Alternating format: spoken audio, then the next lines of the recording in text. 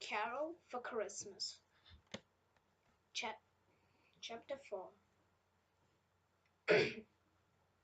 The Second Spirit. Scrooge woke up back in bed as the clock struck 1. He sat up nervously, but nothing happened. He flung back his curtains. No one was there. Finally, Scrooge got up and went to the next room. He could hardly recognize it, and right in the middle sat the Second Spirit. Come in and know me better. I'm the ghost of Christmas present. Scrooge followed the ghost through a street full of people preparing for Christmas. Finally, they came to Bob Cratchit's house when Mrs. Cratchit were getting their Christmas dinner ready. Where are your father and Tiny Tim? Yes, father, cried the two youngest as Bob came in carrying his invalid son. Soon everyone was enjoying the feast. It was a small meal for such a large family, but all was dreaming of saying so. A Merry Christmas to us all! God bless us, everyone! Spirit, said Scrooge suddenly, tell me if Tiny Tim will live. I see an empty seat, said the ghost. If things stay as they are, he will die. Scrooge felt terrible. Then he heard his name. To Mr. Scrooge, who provided our feast, cried Bob. Provided our feast indeed, snorted his wife. Oh, I wish you did. I'll give him a piece of my mind to feast upon. By now it was getting dark. The ghost led Scrooge back outside into the bustling streets. They flew to quieter, emptier places, but everywhere Scrooge saw people, full of Christmas spirit. Happy Christmas! Merry Christmas to you, sir! In the midst of the gloom, Scrooge heard a hearty laugh. It was his nephew, Fred. He had arrived in the middle of Christmas dinner party. Shame on him! Exactly. He even said Christmas was humbug. I feel sorry for Scrooge, said Fred. Now how about a game of blind man's buff? One game followed another.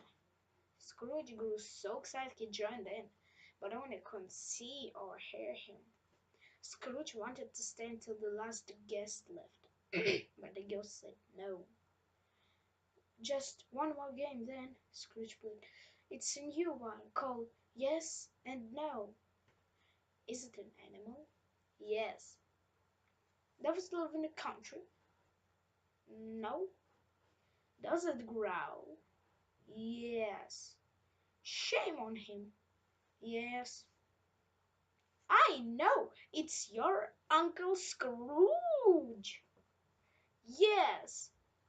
Scrooge it is, cried Fred. And I wish him a Merry Christmas, whatever he is. Before Scrooge could wish Fred the same, the ghost had whisked him away. They went all over the road, finding rejoicing and hope. But the ghost was growing old. My life is brief, the spirit explained. It ends at midnight. Already the clock was chiming 11:03. Forgive me for asking, said Scrooge, but is something hidden in your rose? Look, the ghost replied, revealing two miserable children. The boy is ignorance, the girl is want. Beware of them both, but especially the boy. Have they nowhere to go? Asked Scrooge. Are there no prisons? No workhouses? The spirit replied, using Scrooge's own words. The clock struck 12, and the spirit vanished. As this last chime died away, Scrooge saw and heard a phantom coming closer.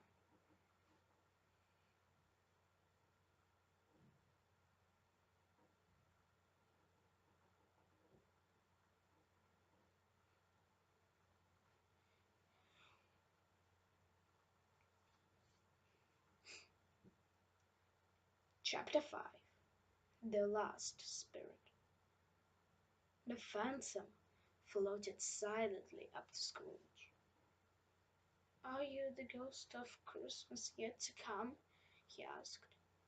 The phantom said nothing, but pointed its ghostly hand. "Ghost of the future!" cried Scrooge. "I fear you more than any other, but I shall go with you." Staying silent, the ghost glided off. As Scrooge followed, a city seemed to spring around him. "I don't know much. I only know he's dead.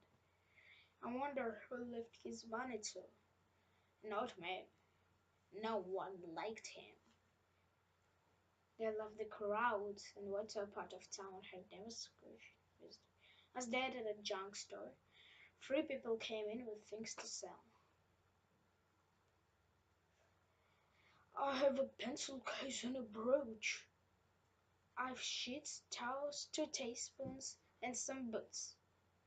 Say his bed curtains. I took him while he was dying there." Scrooge were horrified. "This thing has been stolen from a dead man's house." "Spirit, I see," he cried. "This poor man might be me." As he spoke to some change. Now they were in a bedroom. A dead man lay in a bed, alone, but for a cat and some rats. The phantom pointed to the man's face, but Scrooge couldn't look. "Is no one moved but this man's death?" he begged. The phantom spread out his dark robe for a second, and drew it back. Scrooge saw a room where a man and wife were talking. "We owe him so much money," the woman said. "It would take a miracle to soften his heart." "It's past softening," replied her husband. "He's dead." "But they're happy," said Scrooge. "Let me see some sorrow for a deaf spirit, please." The phantom took it to Cratchit House. Mrs. Cratchit and her children were by the fire. An air of silentness hung over them. As Scrooge watched them, he had the feeling that the phantom was about to leave. "Before you go, tell me, who was the man on the bed?" he begged. The phantom said nothing, but took Scrooge to a churchyard. "He lies here," said Scrooge. Silently the ghost pointed to the gravestone. "Answer me one question then," asked Scrooge. "Have I seen what will happen or what might happen?" So the ghost remained silent. Trembling all over, Scrooge crept up to the gravestone and read their name upon it. "Oh, Ebenezer Scrooge! No!" With a terrible cry, Scrooge grabbed the ghost's robe. "No, spirit! Oh, no!" But the phantom simply pointed to Scrooge and back to the grave. "I'm not the man I was," Scrooge cried. "Oh, let me change." Scrooge closed his eyes to pray. When he opened them again, the phantom had become his bedpost.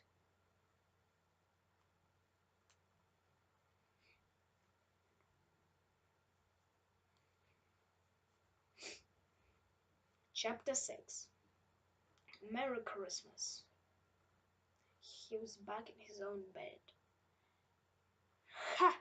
he laughed. "I'm as light as a feather, as merry as a schoolboy. Thank you, Marley. From now I'll keep Christmas in my heart all year round. I don't know what date it is. I don't know what month it is. I don't care," he babbled. Just then the church bells rang out.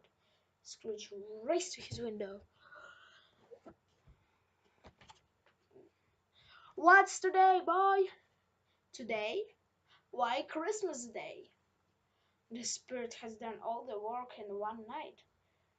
"Ha ha ha ha!" Scrooge chuckled and sent the boy after Butcher's prize turkey. I sent it to Bob Cratchit, he said to himself, and rubbed his hands with glee. It's twice the size of Tiny Tim. When the bird returned with the turkey, Scrooge gasped. The bird was huge. Where delivered for me? He asked, chuckling some more. You'll need a cab. And he paid the boy, found a cab, and went back inside, still chuckling. He chuckled until the tears rolled out his cheeks.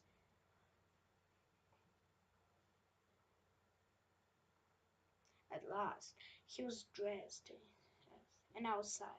He looked so cheerful that several people held, "Good morning, sir. Merry Christmas! Merry Christmas!" Scrooge was the most beautiful words he had ever heard.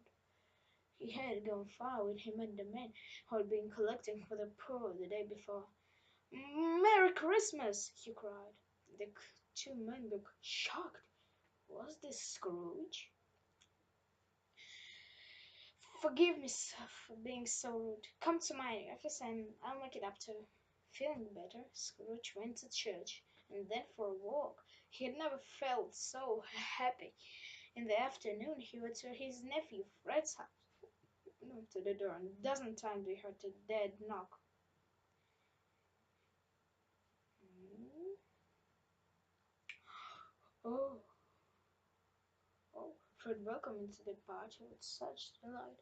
Scrooge felt at home in 5 minutes. It was a wonderful party.